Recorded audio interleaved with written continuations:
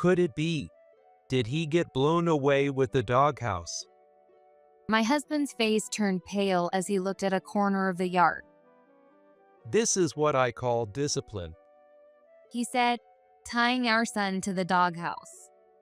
And even though he knew a hurricane was approaching, he just left for a trip without a second thought. When we returned home, he stood frozen in the empty yard, panic setting in. I'll never forgive him. Watching him secretly from inside the house, I glared at him, my anger boiling over. My mom had been frail ever since I could remember. She was in and out of the hospital frequently, so she couldn't care for me and my younger sister the way she wanted to. Because of that, my sister and I always supported each other growing up. My sister, Karen, got married young and moved out, but I continued helping her and her husband however I could. When I met and married Max, I dreamed of having a relationship as loving as Karen's. At the beginning of our marriage, Max was helpful around the house, and we had the kind of relationship I had always wanted. However, things changed when our son, Ethan, was born. Hey, could you help me out a little? Maybe clean up after dinner or give Ethan his bath. Anything would help. I'm exhausted from work. You're on parental leave, so this stuff is all your responsibility. But I haven't had a proper night's sleep because of Ethan's crying. I can't do everything on my own. With bags under my eyes and feeling utterly exhausted, I turned to my husband for help, but he completely brushed me off. Worse yet, he lashed out at me, shouting in anger. You're not even working. Stop trying to dump everything on me. I'm not. It's just that taking care of our baby is a 24/7 job, and I can't do it alone. If he expected me to do the housework as his wife and take care of Ethan as his mother, then Max should also step up as a husband and a father, sharing the responsibilities of housework and parenting with me. I told him this again and again, but each time he'd just glare at me. You're always trying to slack off. And with that, he would end the conversation. Before long, Max was always grumpy when he was home. If he didn't like what I made for dinner, he'd throw the food away. What are you doing? Don't waste food. Shut up.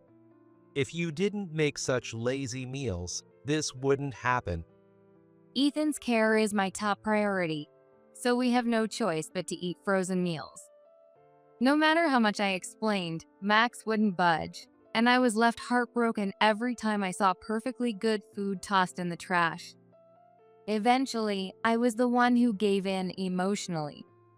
He won't listen no matter how much I try. I'll just have to manage everything on my own. After deciding that, life felt a bit lighter. I was physically exhausted, but at least I stopped feeling disappointed by him.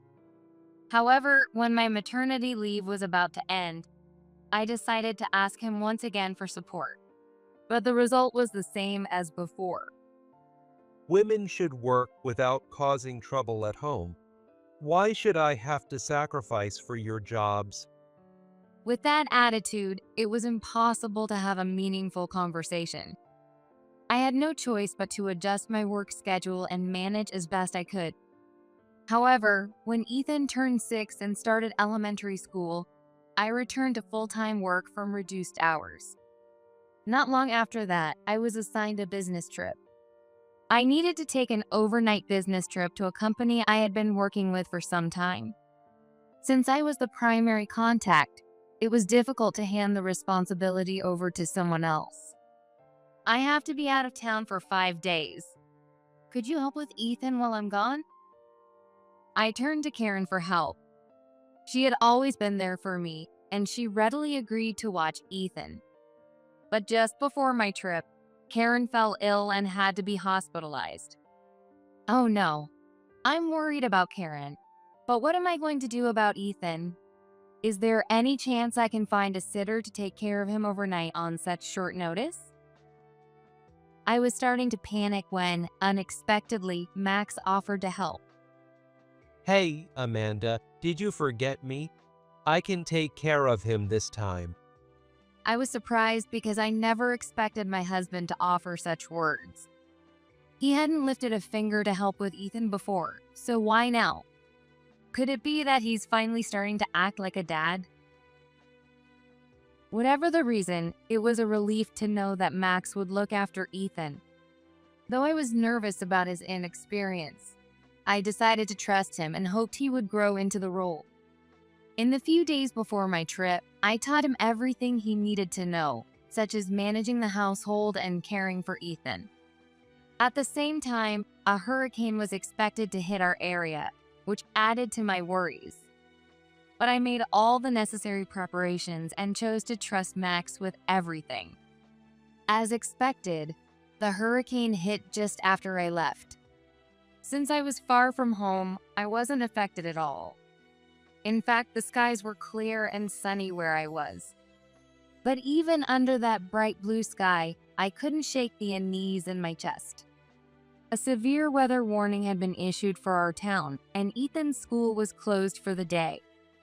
So that means it's just Max and Ethan alone all day today. I couldn't help but feel anxious. Would Max, who had never taken care of Ethan before, really be able to handle him the whole day? Even though I had explained everything multiple times and told myself I'd trust him, I was still overwhelmed with worry. So I decided to call Max to check if the hurricane was affecting anything and to see how Ethan was doing. Everything's fine. Amanda, you worry too much. I am his dad, you know? Nothing to stress about. I had feared Max would get irritated if anything had gone wrong, so hearing his cheerful voice put me at ease. After all, it looks like Max is doing just fine. I was overthinking. Relieved, I ended the call, feeling like a weight had been lifted from my chest. But shortly after, I got a surprising call from someone I never expected. An hour later, I received a call from my sister's husband, Alex.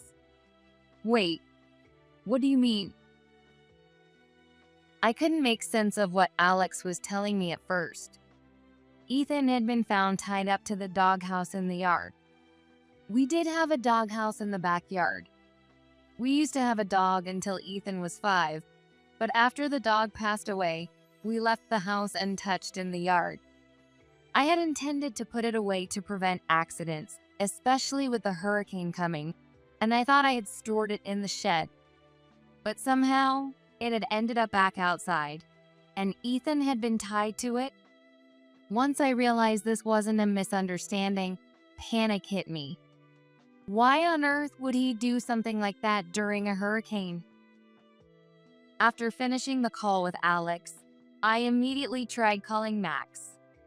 But no matter how many times I called, he wouldn't pick up. With no way to reach him, I decided this was an emergency. I interrupted my business trip and rushed to the hospital where Ethan had been taken. When I arrived, I stood frozen by my son's bed, stunned. If I'd known this would happen, I never would have gone on my trip. I knew it would be hard to refuse the trip after my workplace had been so flexible with me while Ethan was younger. Still, I couldn't help but blame myself. Even though I couldn't get in touch with Max, I knew he was responsible for this situation. I regretted trusting him, and anger toward him surged within me. So Ethan was left home alone, which means Max must have gone somewhere, right? He had promised to take care of Ethan, but abandoned him instead. I couldn't forgive him for that. As a result, someone had found Ethan tied to the doghouse, outside in the hurricane, and now lying here silent in the hospital bed. But maybe Max had some kind of emergency? Trying to give him the benefit of the doubt, I tried calling him again, but still no answer. Where are you, Max? What could you be doing? Did something happen to you too? My anger gradually gave way to concern. Hoping to find any clue as to what had happened, I left the hospital and returned home. It didn't take long to find exactly what I was looking for. And what I found in the house, and a certain testimony, brought to light the culprit and the whole story. It was worse than I could have ever imagined. I'll make sure whoever did this gets what's coming to them. No mercy. Shaking with a fury I had never felt before, I made that vow to myself. 3 days later, Max finally returned home. I stayed hidden, watching him from inside the house. Before stepping through the front door, Max glanced toward the yard. When he saw the spot where the doghouse used to be, his face went pale. Could it be? Did Ethan get blown away with the doghouse? Of course, the doghouse wasn't there anymore because I had already gotten rid of it. Max, realizing the house was gone, was visibly shaken. Even though it was just a misunderstanding, the reality was that an unsecured doghouse and a small 6-year-old child could easily have been swept away by the hurricane. And yet, he went ahead with such a stupid idea without thinking. Peeking through the gap in the curtains, I glared at him. Max, seemingly deciding to enter the house for now, nervously headed toward the entrance. When he stepped into the living room, he was greeted by the sight of me standing there, seething with rage. Why are you here? The trip wasn't supposed to end until tomorrow. Clearly rattled, Max tried to back away, but I stepped forward. Where's Ethan? I don't see him. Believing that Ethan had been blown away along with the doghouse, Max grew even more frantic. He glanced around wildly, struggling for words, then suddenly flashed a bright, fake smile. Oh, he's at the park with his friends. That's why he's not home right now. Realizing he was caught, Max tried to cover things up with a hasty excuse. So, he'll be back by evening? What excuse are you going to give then? Do you really think you can keep lying to me? What are you talking about? I didn't. Don't even try to deny it. I know you tied Ethan to the doghouse. So it wasn't that Max had left Ethan home alone, and he somehow got caught up in some kind of incident. The truth was, Max himself was the one who tied our son to the doghouse. Ethan told me everything. We were so lucky he was okay. All thanks to Karen and Alex. When I arrived at the hospital, Ethan was unconscious. Fortunately, he made it through. And just as I was searching for answers back at the house, I got the call that he had woken up. It was only because Karen and Alex had been concerned about Ethan that he was found so quickly. Karen knew that Max never helped with childcare, and with a hurricane approaching, she was worried about Ethan, just like I was. She asked Alex, who had come to visit her in the hospital, to check on Ethan. If not for them, my son might have been left like that until my business trip ended. But thanks to their quick actions, Ethan was found tied to the doghouse that same day, and I was able to return right away. Still, Ethan had been exposed to heavy rain and strong winds for hours, leaving him weak and unconscious, which is why he had to be admitted to the hospital for treatment and observation. He's recovering well now. What the hell? If he's fine, then why did you ask me where he was? Were you trying to trick me? How can you say that? I was going to tell you that he's okay so you could stop worrying as long as you were truly sorry for what you did. Max yelled, but it was clear that everything that had happened was his fault. And what gives you the right to act like this is my fault? Because Ethan's fine now, right? So technically, I didn't do anything wrong. His complete lack of remorse made my anger boil over again. Don't mess with me. You didn't do anything for our 6-year-old son. What did you think I was trusting you to do while I was gone? Not only did Max leave Ethan tied to the doghouse, but he didn't even prepare food for him. According to Ethan, Max had said, If you're hungry, eat this. and all he gave him was a whole apple. The problem is, Ethan is allergic to apples. Naturally, he refused to eat it. I'm so thankful Ethan knew enough about his allergy to say no. If he had been too timid to refuse, who knows what might have happened. I had made sure to repeatedly warn Max about Ethan's allergy, but he clearly hadn't listened to a word I'd said. I can't eat apples. When Ethan refused the apple, Max just assumed he was being picky. He shouted, "If you're going to be picky, then don't eat anything." It seemed he found it bothersome when Ethan asked for something else to eat.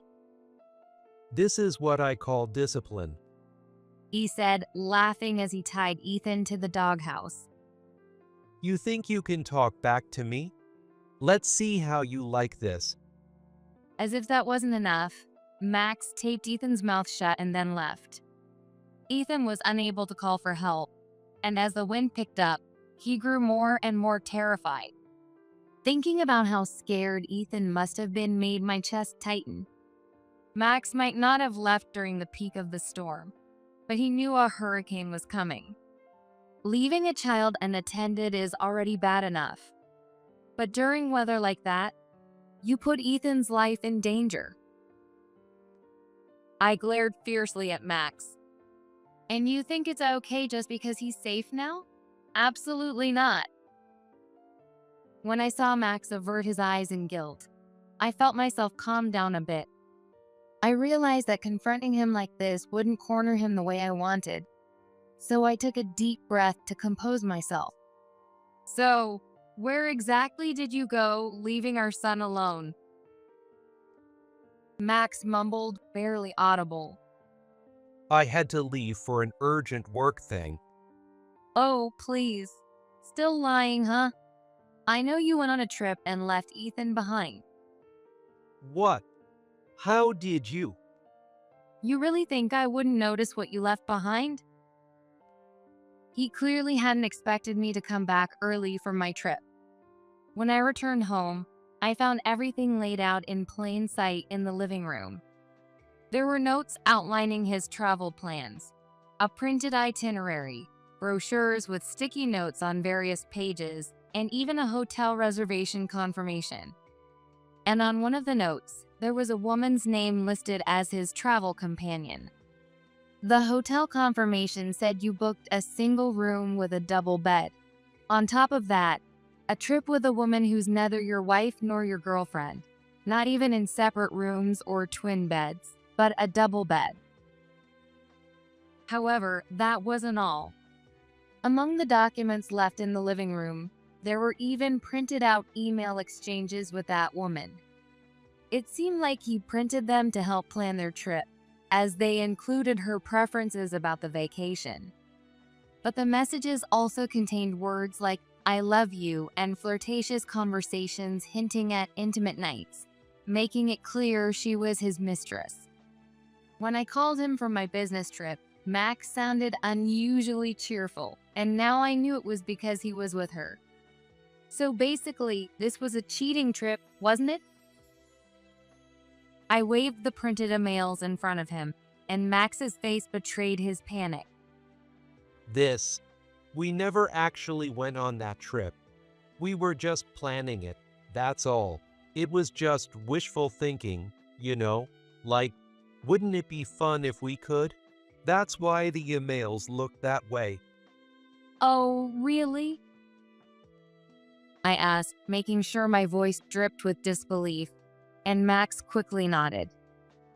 Yeah, and that woman in the emails? She's based on you, Amanda. I just thought, if Amanda wasn't away on business, I could take her on this trip. I kind of got carried away with the idea.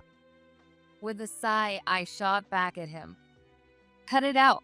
If I talk to the police about our son and they check the hotel security cameras, it'll be clear if you went or not. Are you sure you want to keep up this lie? At that, Max seemed to realize he couldn't wriggle out of it, and suddenly shifted his tone to brazen defiance. So what if I did? The only reason I agreed to babysit was because I thought it'd mean you'd go on your business trip. In a bitter tone, Max confessed that the timing of my business trip aligned perfectly with his mistress pressuring him to take her on vacation. He had planned to go on the trip while I was away, but his sister, who was supposed to watch our son, fell ill, and he panicked, worried I'd cancel my trip. He figured that if he volunteered to look after Ethan, I'd leave without hesitation. But Max had no intention of caring for Ethan properly. He had just planned to leave some food around and head off on his cheating trip as planned. This explained why he ignored everything I said before I left, seeing my instructions as mere nagging. So giving Ethan that apple? That wasn't on purpose. I just forgot about his allergy. No, that's still a big problem. What kind of father forgets his child's allergy for 6 years? And there's no excuse for locking him in the doghouse either. Up until I got home, I had worried it might have been a robbery. It's pure luck that Ethan was saved thanks to my sister. It could have easily been the worst-case scenario. Max's face paled as he seemed to recall the moment I came home, panicked that Ethan might have been trapped in that doghouse during a storm. Do you realize that putting a child in that kind of danger is a crime? I'm ready to report this to the police right now. Max's complexion grew even paler. Please, don't. Anything but the police. It seemed he never thought I'd actually involve the authorities. He clung to me, on the verge of tears. I'll break up with her, I swear. I'll do housework and help with Ethan, whatever it takes. We're family, aren't we? Cheating and avoiding your responsibilities aren't bargaining chips. They're just the bare minimum. I mean it this time. I don't want Ethan growing up with just one parent. Please, give me another chance. His empty promises were laughable, and I surprised even myself with how cold my voice sounded. A chance. Words are cheap. And it's too late for that. As far as Ethan and I are concerned, you're not just unnecessary, but you're dangerous. Not only had Max failed to act like a father, but he had actively harmed Ethan. How could I ever trust someone like that around my child again? I'm reporting this to the police, and the divorce is happening. I'll also make sure you pay alimony and child support. Max's face went from pale to ghostly white, and he collapsed to his knees, looking like he was about to pass out. While he was frozen in shock, I called the police, and they took him away without resistance. Later, Max received a 3-year prison sentence, but it was suspended. Although he avoided actual jail time, his life would never return to normal. I made sure to demand $20,000 in alimony and $85,000 in child support up front. With no other option, Max had to take out loans, and now he's working tirelessly just to pay them back. He had also lied to his mistress, telling her he was single. And when I demanded $15,000 from her in compensation, she found out the truth and dumped him. He lives alone now, drowning in debt. Ethan, on the other hand, has fully recovered and is excited about his upcoming school trip. I owe his recovery to my sister and her husband, and I'll never forget their kindness. Every day, I savor Ethan's smiles, feeling grateful for the happiness we have now.